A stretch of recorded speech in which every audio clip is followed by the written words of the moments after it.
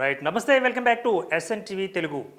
Supreme court తీర్పుల గురించి మనం ఇక్కడ వ్యతిరేకించట్లేదు. సుప్రీంకోర్టు ఇచ్చిన తీర్పును మనం ఏమి అనాలిసిస్ చేయకూడదు. బట్ ఇక్కడ సోషల్ మీడియా వేదికగా కొంతమంది సోదరులు తమ యొక్క అభిప్రాయాలను వ్యక్తీకరిస్తున్నారు.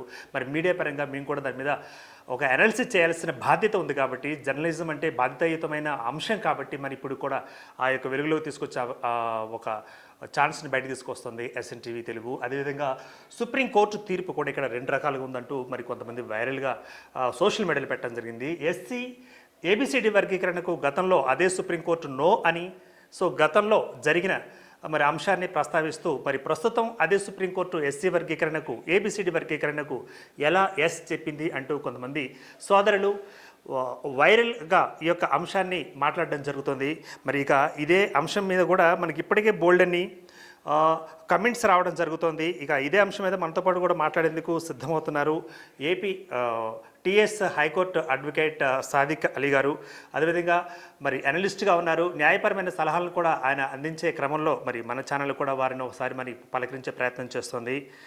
సో గతంలో ఇచ్చిన కేసు తీర్పు ఏదైతే ఉందో ఆ తీర్పు అలా ఎందుకుంది, ప్రజెంట్ మరి ఇప్పుడు ఇలా ఎందుకు మారింది అన్నది సో బయట వినిపిస్తున్నమాట. రైట్. ఇక ఇదే అంశం మీద మరి హైకోర్టు అడ్వకేట్ సాదిక్ అలీ గారు మనతో పాటు ఫోన్లో ఉన్నారు.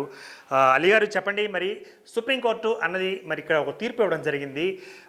ఎస్సీకి సంబంధించిన ఏబిసిడి వర్గీకరణ గతంలో మరి ఉద్యమాల్లో పాల్గొన్నప్పుడేమో కొంతమంది సోదరులకి ఎస్ నో అని చెప్పడం, ఇప్పుడు తాజాగా ఏమో మరి ఎస్ అని చెప్పడం, ఈ రెండు తీర్పులు ఎలా తీసుకోవచ్చు అంటారు? చూడండి దుర్గా గారు, ఇక్కడ ముఖ్యంగా జరుగుతున్న విషయం ఏంటంటే అప్పుడు నో అని అనడానికి గల కారణాలను సుప్రీంకోర్టు చాలా క్లియర్ గా చెప్పింది. అదేంటంటే ఏ అంశాల మీదనైతే అది అక్కడ చెన్నై గారి పేరు మీద పిటిషన్ పడిందో ఆ విషయాల్లో చాలా స్పష్టంగా ఏమందంటే అసమానతలు అనేవి ఉన్నాయా, మరి అసమానతలు లేకుండానే అసమానతలు ఉన్నప్పుడు పూర్తిగా ఒకే విధంగా చూడాలి కదా, పూర్తిగా బడుగు వర్గాలందరూ ఒకే స్థాయిలోకి వస్తారు కదా, దాంట్లో అసమానతలు ఉండడం ఏంటి అనే ఒక ప్రశ్నని అప్పుడు సుప్రీంకోర్టు ఇచ్చింది. దానికి సరైన సమాధానాన్ని అప్పుడు పిటిషనర్స్ చెప్పలేకపోయారు. యాక్చువల్ గా ఇటువైపు ఉన్న వాళ్ళు చెప్పలేకపోవడం వల్ల స్టాటిస్టిక్స్ కానివ్వండి, ఆ సంబంధిత అంశాలు కానివ్వండి, సుదీర్ఘంగా దాని మీద ఒక విధమైనటువంటి చర్చ జరగడము, వాస్తవాలు కోర్టు ముందుకు రాకపోవడం వల్ల అప్పుడు ఏం జరిగిందంటే కొట్టివేయడం జరిగింది. ఆ కొట్టివేసిన తర్వాత అంటే ఏమని, అసమానతలంతా ఓకే, ఎస్సీలంతా అంటే ఓకే, అంతా ఒకే వర్గంలో ఉంటారు, ఎస్సీలంతా ఒకే వర్గం, వాళ్ళలో అసమానతలు ఉండవు, వాళ్ళలో అసమానతలు ఉండవు అనే ఒక ఆలోచనకు వచ్చింది. కానీ వాళ్ళలో కూడా అసమానతలు ఉంటాయి. వాళ్ళ వర్గీకరణలో కూడా మళ్ళీ దాంట్లో కొంతమంది ఉన్న వాళ్ళు ఉంటారు.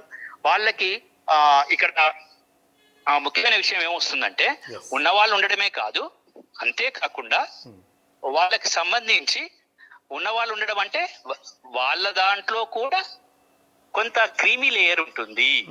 ఆ క్రీమీ లేయర్ కి అవసరం లేదు. ఆ క్రీమీ లేయర్ ఉండడం వల్ల అసలైన వారికి రిజర్వేషన్ అందడం లేదు అనేది ఈ ఉద్యమం యొక్క ప్రధానమైన ఉద్దేశం. అయితే లేకపోవడం వల్ల జనాభా తక్కువ వాళ్ళకి ఎక్కువ రిజర్వేషన్లు, అదే అంశంలో అంటే ఉపకులాల లోపల మళ్ళీ అదే అంశంలో జనాభా ఎక్కువ ఉన్న వాళ్ళకి తక్కువ పర్సంటేజ్ అంటే తక్కువ వర్గీకరణ, తక్కువ రిజర్వేషన్లు అందుతున్నాయనే ఒక ఆందోళన మొదలైంది. వీటన్నిటినీ ఇప్పుడు ధర్మాసనానికి ఎప్పుడైతే మళ్ళీ వీళ్ళు రివ్యూ పిటిషన్ వేశారో అది ప్రత్యేకమైన ధర్మాసనం. అంటే ఒకసారి ఇప్పుడు 7 ఉన్నటువంటి ధర్మాసనం ఇక ఒకసారి రాజ్యాంగ ధర్మాసనం ఏర్పాటు చేసి అన్ని వైపుల నుంచి దీన్ని చూడాలనే ప్రక్రియ మొదలైంది. కాబట్టి ఆ రోజుల్లో జరిగిన సంఘటన అది.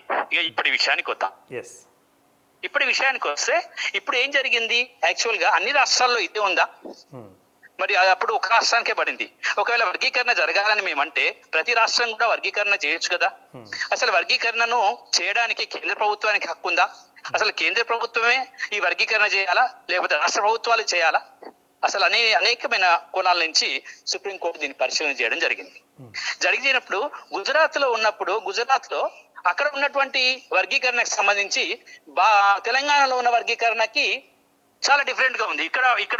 ఇక్కడ ఉన్నటువంటి సామాజికంగా ఉన్నటువంటి కులాలు, అక్కడ కులాలు బాగున్నాయి. మరి ఇక్కడ తెలంగాణలో సామాజిక కులాలు కిందికి ఉన్నాయి. మరి ఇదేంటి అంటే అసమానతలు ఉన్నాయి. ఈ రాష్ట్రాలకు కూడా మారున్నాయి. ఈ రాష్ట్రాలలో కూడా అసమానతలు ఉన్నాయి. అంటే మనము ప్రదేశాల ప్రాతిపదికన చూడాల్సిన అవసరం కూడా ఉంది. కాబట్టి కేంద్ర ప్రభుత్వం కాదు, రాష్ట్ర ప్రభుత్వాలకు మార్చుకునే హక్కు ఉంది.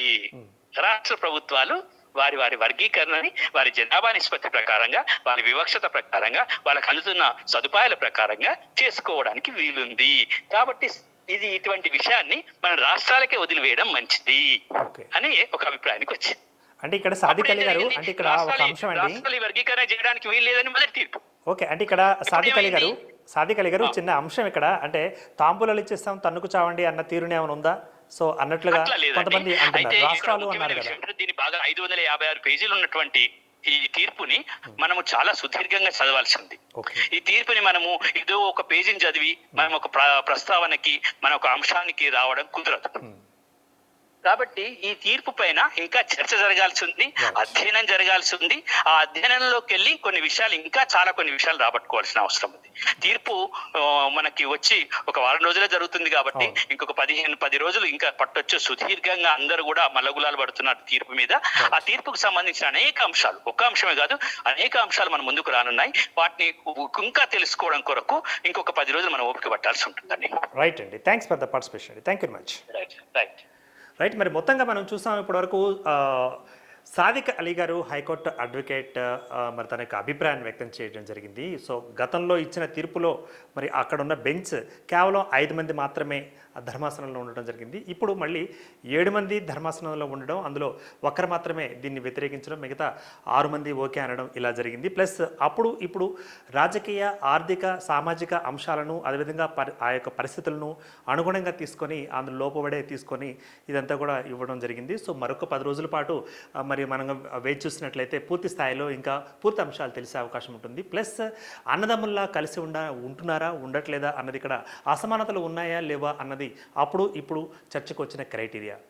సో ఇది ఈ అంశానికి సంబంధించిన analysis. Keep watching SN TV Telugu.